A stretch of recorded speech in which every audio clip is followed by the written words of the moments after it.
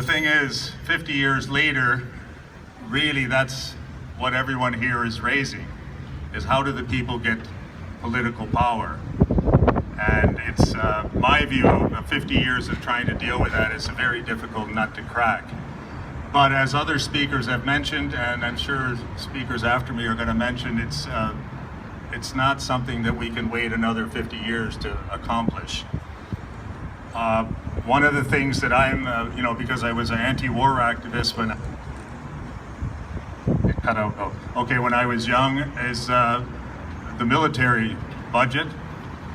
So if people don't know, Canada used to spend 1% of their budget on the military. And then Donald Trump and then Trudeau after him, now they're starting to increase it to 2%.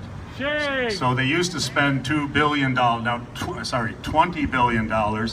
Now it's up to about $35 billion. And on top of that, they have a whole bunch of fighter jets that they want to purchase for another $40 billion. Now it's interesting that that is never discussed when it's election time. That's really never even discussed anywhere. Is this what Canadians want? That they want to spend a total, let's say 70, 80 billion dollars on war machine, which is controlled by the states. Like the head of our military is, through NORAD, is the commander-in-chief in the United States. And so we're on his beck and call. So the other thing is anyone can Google US war machine and pollution, and you'll get hundreds of articles about it's one of the biggest polluters in the world. It's bigger than, there's some, I forget the number, anyway, certain European countries, the US military pollutes the earth more than those countries. So it's a serious question for the environment. Plus, everyone can see the disaster in Afghanistan. And if you want to know the repercussion of that, I don't have the numbers for Canada, but in the United States now they just released that 18 US soldiers commit suicide every day in the United States with post-traumatic stress. And that's one of the consequences of launching these wars. The second thing that the Local 1005 has been active on is supporting the Native people. We were very involved back in 2006 at I'll call it the Douglas Creek.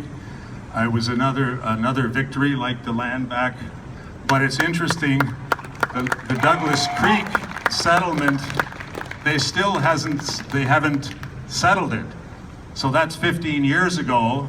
Supposedly they were going to discuss the land claim and who owns it and all this stuff, and they're still haggling over it because they refuse to give in to the demands of the First Nations. And the other thing, as far as the environment, is I'm a big fan, and everyone should be, that why aren't the Native people, the First Nations, consulted on how to deal with the environment? It's a very serious question. They take it seriously, so we should learn from them. But what you're up against is, and I use the example, you're up against this political system here, which in my opinion is completely irrational.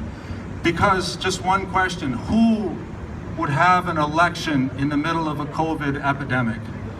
Like, who in their right mind says, oh, I'm going to have an election 2 years early just because, oh, maybe I can get a majority? And it's unconscionable. And that's after, I think, all the MPs except for one in the parliament voted that, yes, they're not going to have an election. And then they go and do it again. Like, it's complete insanity to put the Canadians through that, to spend over $600 million. So for me, it's no mystery that we have trouble getting pipelines stopped, even though they preach, oh, we're opposed to pollution, we're opposed to fossil fuels, but still they approve the pipelines, they buy pipelines to get these companies off the hook. And then they spend billions of dollars, they'll waste it, and they won't listen to the people, they won't ask. They have the crisis in healthcare. If people remember, 2-3 years ago, we had an election in Ontario. Every political party said, we're going to look after long-term care homes, we're going to fix that problem. And now we've seen in the COVID what the result is.